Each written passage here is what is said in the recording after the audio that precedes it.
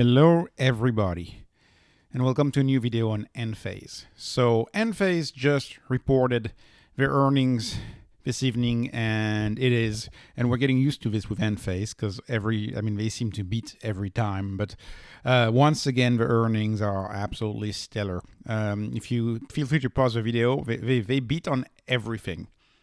They beat on everything. There is not a single metric here on which they didn't beat.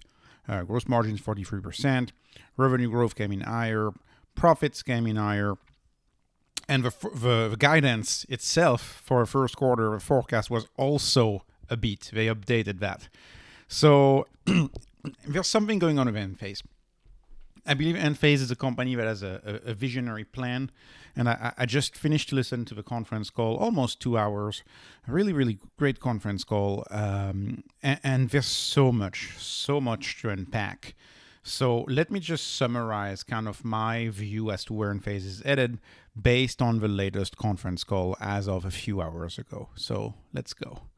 So first of all, the CEO doesn't see any slowdown in Europe. So you may have read the headlines that the stock dropped because the gas prices are down in Europe. Winter is not as bad as people think. And so the market is like, yeah, there's no demand for solar anymore in Europe because now gas is cheap. The CEO said multiple times across the call that they don't see any slowdown in Europe, because you bet that was one of the questions from analysts, right, who are more short-sighted. They did see a drop in orders or in long-term orders and bookings in the USA for Q1. But that is typical for Q1 because, as the CEO noted, Q1 is typically the weakest month, even though they see a little bit of a stronger weakness than the usual weakness that they see. And the CEO appeared confused about this call and noted multiple times that he's confused about the drop because the inverters are still coming online and the systems are still coming online, and Enphase is able to see in the app that systems have not, they're still getting in set up, just like before. They haven't moved. So what the CEO says is this drop in bookings that you're seeing for the first quarter, the CEO assumes that this is going to be due probably to macro installers reducing their stock. So they probably had too much stock, and they're reducing it. But there's no, at the consumer level, right, which the installer is the one who deals with the consumer, there is no slowdown to be seen either in Europe or in the USA. It's just a matter of inventory and who has the inventory. 55% of shipments were for the new IQ8. They're pushing the IQ8 all over the world, and that's going to be their main inverter going forward. The CEO emphasized that it's all about installer satisfaction. They achieve this with so many different great tools and great things that they do. And so some of the example of these tools is you have design and proposal, you have financing and contract, you have permit plan sets. It's getting automated. The installer app is working with all of the states and different countries and really dealing with the blueprint, really geared towards making the job of the installer much easier. So this installer app that does everything for their installers is really becoming a competitive advantage of Enphase, I believe. And that's the reason why when I went to my trade show this weekend, to a home show this weekend, there were plenty of exclusively Enphase installers. I bet you that has a lot to do with it, because there's a lot that Enphase does on the back end to help installers. Enphase seems to treat installers very well. They also have great customer reviews and great satisfaction for the customer app, right? After you get an Enphase system, you're going to get your Enphase app where you can manage just about everything. And we'll see later in the video why I think this is a big deal, because this is going to play a big role in the future and in the virtual grid. I think Enphase will have a central position in the virtual grids in the future, as they are setting themselves up to become the monopoly in the microinverter. And microinverter seems to be the way to go for most residential and light commercial applications. What else? What else is good this quarter? Goodbye Clipper Creek. You may have seen Clipper Creek all over. It's one of the most popular EV chargers. They're rebranding it Enphase, and this is the new look with the Enphase logo. Well, very similar to the old look on this one. The new look is more like this. I'm assuming they will reuse the signs of the brand and the design of the brand in the future car chargers, and they will probably look like this. So because of Clipper Creek, they required a lot of expertise in charging. This energy revolution, this grid revolution, goes hand in hand with electric vehicles, and so you need to have a leader in charging, and they purchased that. That was a great acquisition in my opinion, and they're now just starting working on bidirectional EV charging, which is you can charge your home with your car, but we'll see later what else you can do with your car, which can become very interesting when we talk about virtual grids. What else is good? Well, their international business is still growing roughly at 100%, doubling every year. The CEO doesn't foresee any slowdown. And he's talking mostly about Europe. They have a small Australian business, but not much. It's mostly Europe, and they see it doubling again in Europe. The CEO is very excited about the Brazil launch. There's a lot of demand in Brazil for the product. And the CEO is also excited about their relaunch of a commercial market inverter for light commercial applications, and that would be a 480 watt microinverter like this to fit more modern panel architecture. And the CEO is very excited about that, and we'll see why when I talk about the IRA. We'll see why having an inverter with this much wattage is so important for the IRA, because they're going to get more subsidies. Let me move on. What else is great about Enphase right now? Well, they have their new batteries coming. The 5P, the IQ battery, the 5P IQ battery, which is going to be their next generation battery, is going to have twice the peak power of the current battery, and it's going to be 5 kilowatt hours. And the CEO is very excited about that. What we see is that batteries are getting cheaper and smaller as the battery rides down its own cost curves. Batteries are riding a cost curve that is very similar to silicon, and it's good to see that Enphase is catching up with the costs. And every year I think we can expect every year that Enphase will be, our battery is 40% better this year, our battery is 30% better this year. We were able to post twice as much battery density in this box this year, a little bit like Apple, right? Apple always comes up and says, we were able to achieve so much more this year. This is going to be true for batteries. Batteries are going to get better and better and better and better. And the better they get, the more compelling they get. And the more this vision of energy independence that Enphase is really putting forward, the more this vision will realize itself. So I'm happy to see Enphase riding these cost curves. And because Enphase is a disruptor at heart, here's another product that I'm very excited with Enphase. They frankly didn't need to do this, but looks like they're doing it anyways, which is they're releasing their portable energy system with the Enphase branding and with the Enphase expertise. So what does that mean? That means that these gas generators that you see used all across the US whenever there is an outage, that means that they're greatly at threat. They're greatly at threat because when a homeowner can just have one of these, in the back of the pickup truck and not be worried about outages, because these use a tremendous amount of storage and you can store electricity. And this actually, if you've been following the portable market, this brand EcoFlow has been very, very popular recently. And it looks like they're going after this market, which is not a tiny market, by the way. Energy independence in the form of these portable devices is not a tiny market.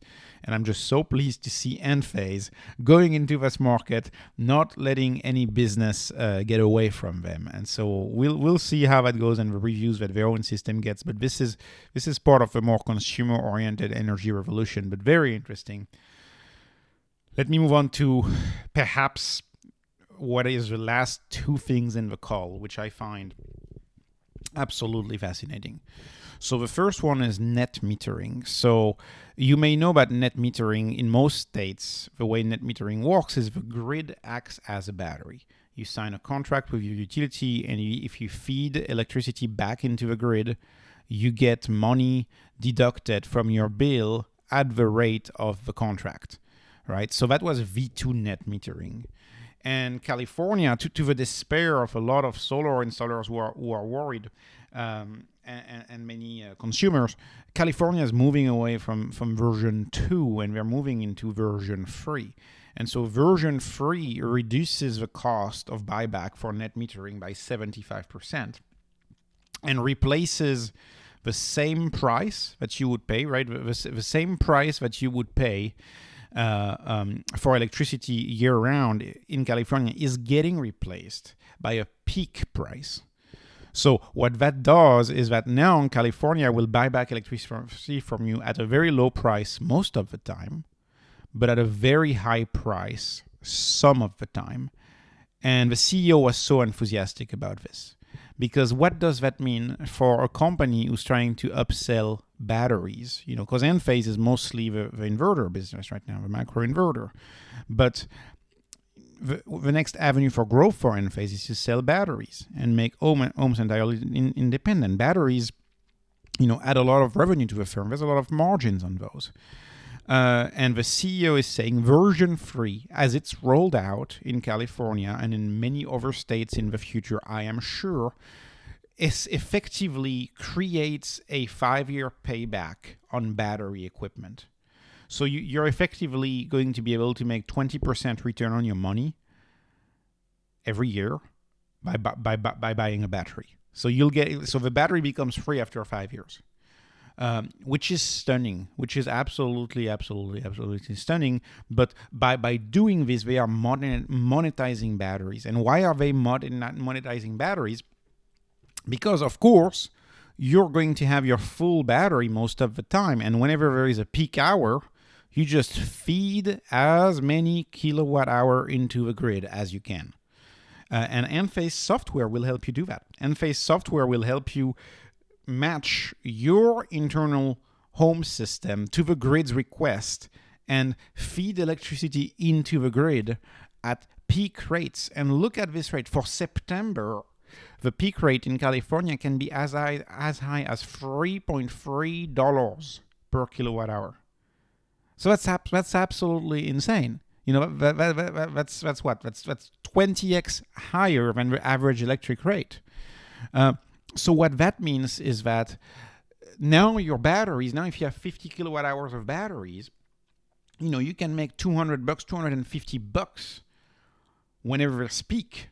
So that creates a huge payoff for you. And it gets even better. It gets even better because what if you have an electric car, right? What if you have an electric car that's full and there's a peak hour?